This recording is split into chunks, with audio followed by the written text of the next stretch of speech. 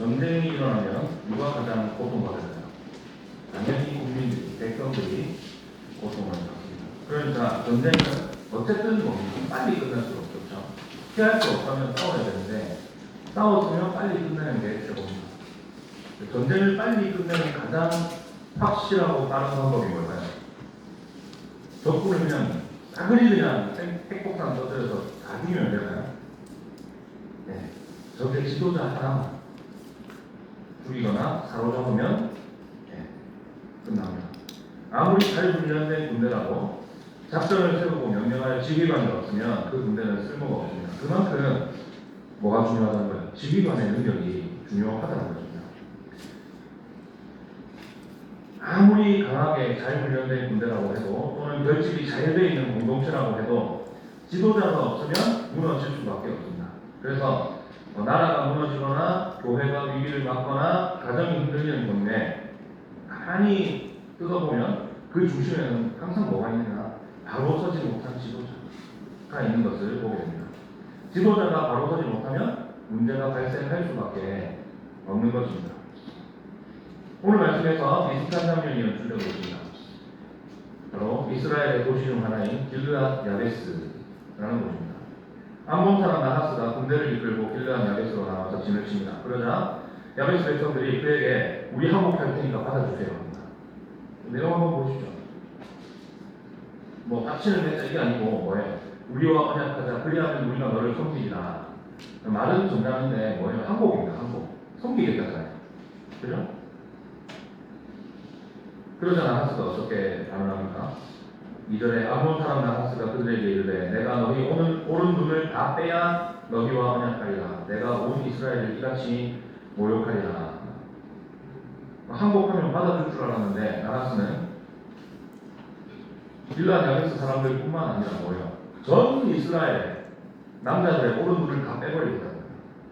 오른 눈을 뽑으면 어떻게 될까요? 대부분이 오른손 잡이이고 활 쏠 때 어느 눈으로 겨냥할까요? 오른쪽 눈으로 겨냥합니다. 총 쏠 때도 마찬가지죠. 총은 그때 없었지만. 그러니까 싸울 수 있는 능력을 완전히 싸그리 상실시켜버리겠다. 근데 지금 하는 얘기가 뭐예요? 항복하겠다고 하는데도 지금 그렇게 얘기하잖아요. 완전히 짓밟아버리겠다. 수치를 주겠다. 몸에 장애가 생기잖아요. 오른 한쪽 눈이 빠지면. 예로부터 장애는 수치였어요. 수치. 오늘날 장애인들을 그렇게 대하면 안 되지만 옛날에는 그렇게 여겨졌다고. 그래서 시드기야 왕이나 이스라엘이 멸망할 때 어떻게 됩니까? 엄지발가락 끊어버리잖아요. 이게 뭐냐면 무기를 못 잡게 만드는 거거든요. 겉모습도 겉모습이지만 싸울 수 없다. 전쟁에 나갈 수 없다. 이게 남자에게 큰 수치 아니겠습니까? 그 수치를 지금 이스라엘 백성들에게 주겠다고 나하스가 원포를 놓고 있는 겁니다. 그 말을 들은 야베스 지도자들의 반응이 아주 충격적이죠. 처음부터 숙이고 들어간 것도 문제인데 뭐라고 합니까? 우리한테 말미를 좀 다오. 1년 동안, 7일 동안 말미를 줘서 그 사이에 우리가 전령을 온 이스라엘에 보내서 자기들을 구원할 자가 없으면 우리가 다시 갈 테니까 우리 한국 좀 받아주죠. 그러고 있는 거예요. 진짜 신기한 건 뭐냐면 거기에 지도자 되는 인물은 한 사람은 아니었을 거 아니에요. 여러 사람이 있었을 텐데 그 중에 나가서 싸우자는 사람이 한 명도 없다는 겁니다. 싸워보기도 전에 지금 지고 시작하고 있습니다. 근데 지금 나하스는 처음부터 하친이고 뭐고 다 필요 없다. 항복이고 뭐고 필요 없다. 우리 너희들 다 짓밟고 너희들 좀 삼을 거야. 이러고 왔거든요. 전쟁과 공격을 확정하고 온 적의 군대를 향해서 하친의 손을 내밀어 봐야 결국 뭐가 돌아오는 거예요? 조롱밖에 돌아올 게 없는 겁니다. 그들은 그런 조롱을 당한 뒤에도 뭡니까? 누구 하나 나가서 싸우려 하지 않고 있어봐. 우리 이스라엘 나머지 지파들이랑 싹 얘기해보고 싸우겠다는 사람 없으면 항복할 테니까 그때는 좀 봐주고 지금 이러고 있는 겁니다. 항복을 약속해버린 거예요. 길르앗 야베스에서 온 소식을 들은 이스라엘 백성들이 우밀한 통곡했겠죠. 큰일 났다. 우리 이제 다 죽었다. 신기하게도 두려움에는 공포에는 전혀 무성이 있습니다. 애초에 적과 먼저 마주한 야베스 사람들이 겁에 질려 있었죠. 그래서 싸워볼 수 없고 그냥 항복부터 하러 나간 거 아닙니까? 그들이 전령을 보냈으니까 이 전령도 어땠을까요? 그 동네 사람이 전령으로 왔을 거잖아요. 두려움에 사로잡혀 있는 거예요. 그리고 이 전령이 전한 소식을 들은 이스라엘 백성들이 어떻게 되니까 같이 두려움에 사로잡혀서 통곡하고 울고 있는 거예요. 아무도 싸우려 하지는 않습니다. 전쟁은 시작도 안 했는데 벌써 진 거예요. 바로 그때 한 사람이 된답니다. 누굽니까? 이스라엘의 초대 왕이었던 사울 왕입니다. 5절 같이 읽어볼까요? 시작. 마침 사울이 밭에서 소를 몰고 오다가 이르되 백성이 무슨 일로 우느냐 하니 그들이 야베스 사람의 말을 전하니라. 자, 사울은 지금 신분이 뭡니까? 왕입니다. 왕인데 지금 뭐 하다가 왔다고요? 반일을 하다가 왔습니다. 부족과 지파들의 연합체였던 이스라엘의 왕정이 막 시작되는 시기잖아요. 그죠? 막 시작되는 시기라서 왕권이 완전히 확립되기 전이었고 왕궁도 아직 지어지지 않았기 때문에 사울은 아직도 자신의 생업인 농업에 종사하고 있었던 것으로 보입니다. 백성들이 하나님께 왕달라고 했잖아요. 그때 사무엘이 어떻게 경고했습니까?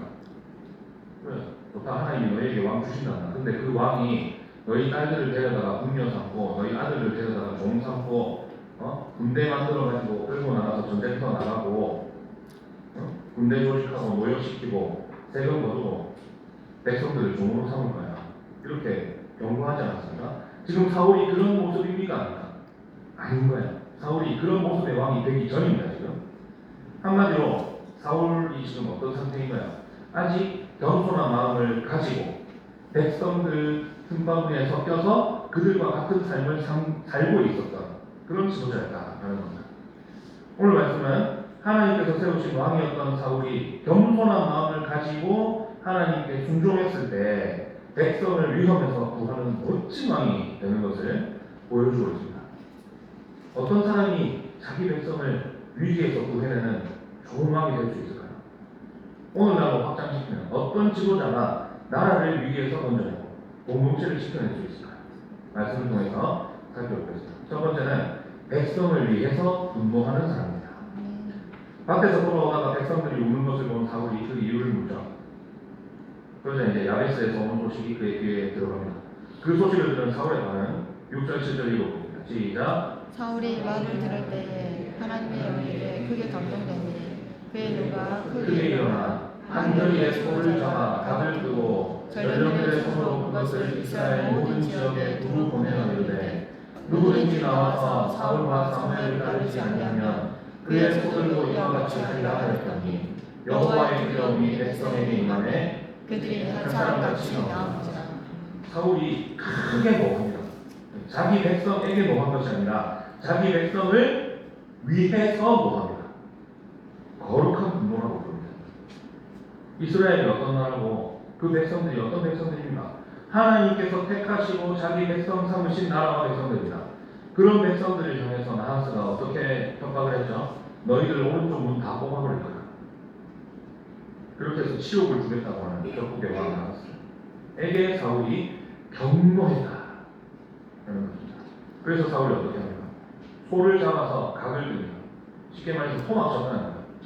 소를 잡아서 토막 쳐가지고 그걸 온 이스라엘 지파에 보냅니다. 지도자들이 보내겠죠. 무슨 뜻이냐면 당장 피어오라는 뜻이에요.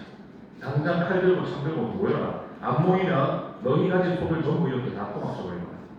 엄포를 놓고 있는 겁니다. 이게 사울이 그냥 공연히 협박하는 게 아니에요. 지금 그는 경고했는데 어떻게 해서 경고했다고요? 하나님의 영이 크게 감동해서 하나님의 영에 감동되어서 경고했습니다. 그러니까 이 분노는 누가 일으킨 분노예요? 그의 안에서 역사하시는 성령님께서 일으키신 분노, 거룩한 분노였다는 거예요. 이스라엘 백성을 모욕하고 대적하는 것은 곧 뭐예요? 하나님을 모욕하고 대적하는 거예요. 사울이 거기에 분노한 것입니다. 그래서 온 이스라엘 지파들에게 자신의 분노에 동참하도록 초청하는 거예요. 길르앗 야베스에서부터 공포가 퍼져왔다면 이제 자신이 거룩한 분노를 온 이스라엘에 퍼뜨리는 역할을 하고 있는 것입니다. 너희 이거 보고 열 안 받아? 정신 안 차려? 하고 있는 거예요. 이렇게 때문에 백성을 구하는 왕은 어떻습니까? 백성의 고통을 그냥 두고 보지 않습니다. 백성이 흘리는 눈물을 닦아주기 위해서 움직이고 불의를 보고 분노하는 것입니다. 두 번째는 자기 백성을 위해 싸움을 지도합니다. 사울은 소위 우리 요즘 쓰는 말로 키보드 워리어 이런 말 하잖아요. 말만 앞세우는 사람이 아니었어요.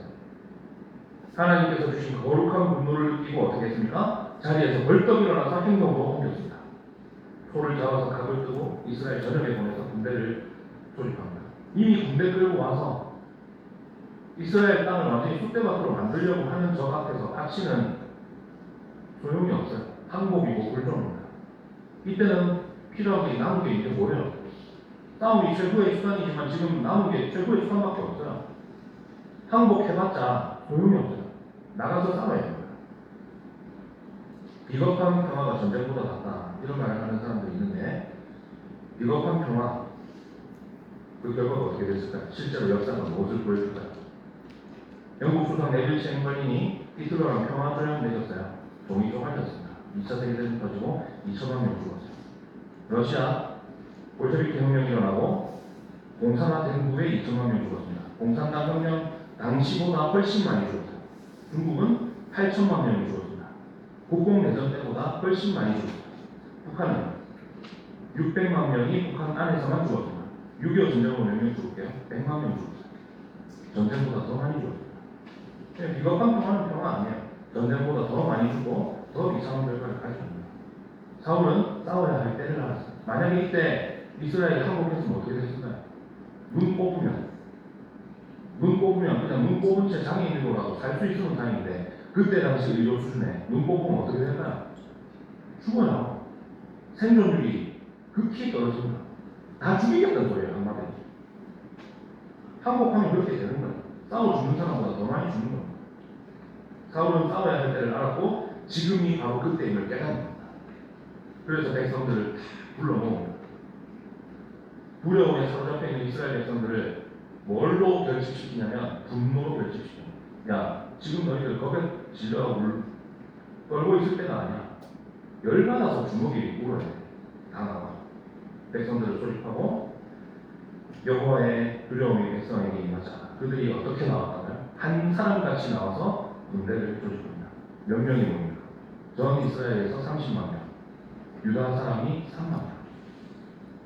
그때 당시 인구수를 대비해보면 어마어마합니다. 영화 반지의 제왕 보시면 오크 2만 마리 때문에 막 나라가 망하네 발망했던 유럽에 보면 30만 명 어마어마한 숫자입니다. 지금부터 3,000년 전이에요. 그리고 새벽에 암몬 군대를 공격해서 어떻게 됩니까? 격파하게 됩니다. 두 사람도 같이 남은 자가 없이 뿔뿔이 다 흩어지게 만든 거죠. 완벽한 승리였습니다. 사울이 이렇게 하나님 편에 서고 하나님의 백성이 이스라엘을 위해서 분노했더니 어떻게 됩니까? 하나님께서 그와 함께 하시고 그를 이기게 하셨답니다. 오늘 우리는 필요해야 됩니다. 이 땅의 지도자들이 자기 백성에게 분노하지 말고 자기 백성을 위해서 분노하는 거룩한 분노를 하도록 여러분 지도자를 위해서 기도하시기 바랍니다. 세 번째는 공동체를 하나되게 하는 지도자입니다. 전쟁이 승리로 끝나자 어떤 일이 일어납니까? 12절 13절 백성이 사무엘에게 이르되 사울이 어찌 우리를 다스리겠느냐 한 자가 누구니까 그들을 끌어내소서 우리가 죽이겠나이다. 사울이 이르되 이날에는 사람을 죽이지 못하니 여호와께서 오늘 이스라엘 중에 구원을 베푸셨습니다. 지난주에 나눈 10장에서 사울을 왕으로 인정 안 하는 사람들이 있었죠. 그러나 사울은 잠잠했습니다. 오늘 말씀에서 사울은 처음으로 전쟁에 나가서 적을 무찌르고 자기 백성들을 구했어요.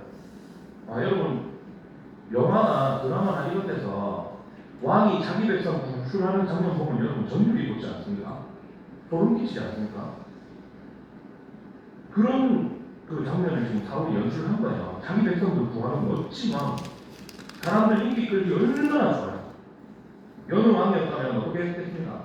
자기가 이렇게 내가 이렇게 유명하고 용맹한 왕이야. 내가 백성을 위해서 나가서 싸웠어. 그리고 이겼어. 이 사실을 대내외에 막 드러내고 왕권을 확립하게. 그러니까 다 내 밑으로 말 잘 들어. 까불면 죽어. 이렇게 했을 건데. 그리고 또 어떻게 했을까요? 자기를 지지하지 않는 사람. 너 그때 나 인정 안 했지. 너 일로 와. 반동문자가 뭐래도 죽이고 정치 보복했겠죠. 그러나 오늘 사울이 그렇게 합니까? 하지 않습니다. 자기를 따랐던 백성들이 자기를 없이려는 백성들 죽이겠대요. 여러분 옆에서 내가 듣기 좋은 말, 내 가슴을 시원하게 긁어주는 말 하는 사람들 조심해야 됩니다. 그러면 교만해지기 쉽습니다. 지금 얼마나 교만해지기 쉬운 상태예요. 지금 자기를 지지하는 백성들이 자기 안 따르는 놈들 다 죽여버리겠대요. 얼마나 무섭습니까? 그런데 그가 그것을 날립니다. 이유가 뭡니까? 이 승리가 자기 게 아님을 알았기 때문이에요. 전쟁에서 이긴 이유는 자신의 용맹도 타고난 지략도 아닌 뭡니까? 하나님이 함께 하심이었다는 겁니다.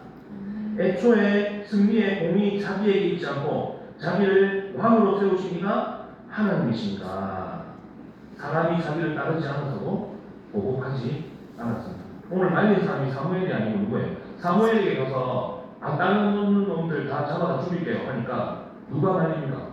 사울이 말립니다. 사울. 오늘날 우리나라 지도자들이 반드시 봐야 될 말씀이라고 생각합니다.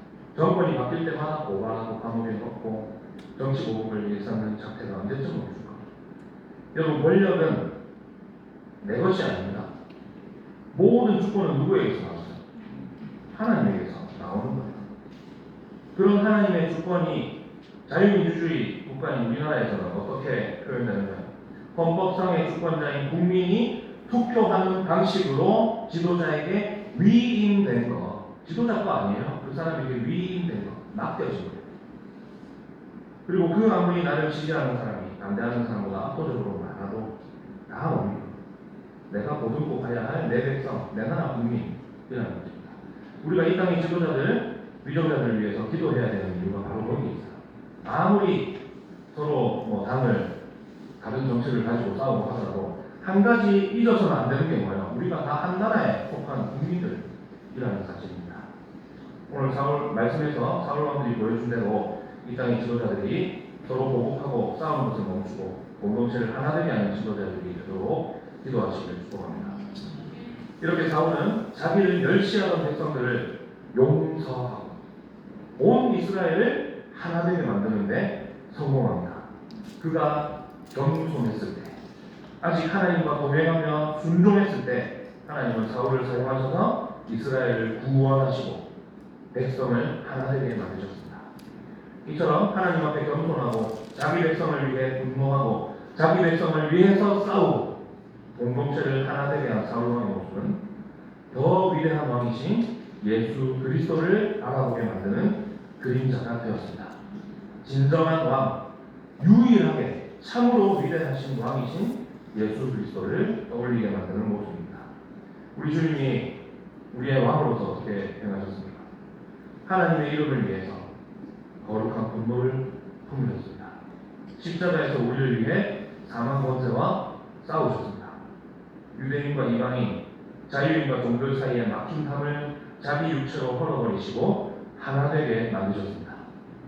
오늘 말씀은 백성을 구원하는 왕의 모습을 보여준과 동시에 우리가 교회와 국가에서 어떤 지도자를 달라고 기도해야 할지, 그리고 지도자로 세워진 자들을 위해 어떻게 기도해야 될지를 보여주는 그런 말씀이에요.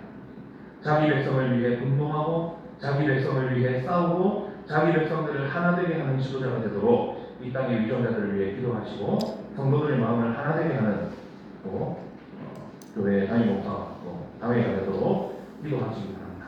또한 오직 예수 그리스도만이 우리를 위해 분노하시고 싸우시고 하나 되게 하시는 우리의 참된 왕이심을 기억하면서 삶의 모든 영역에서 그분을 왕으로 인정하고 말씀에 순종하고 살아갈 수 있는 저와 여러분 우리 모두가 되시기를 주님의 이름으로 축복합니다.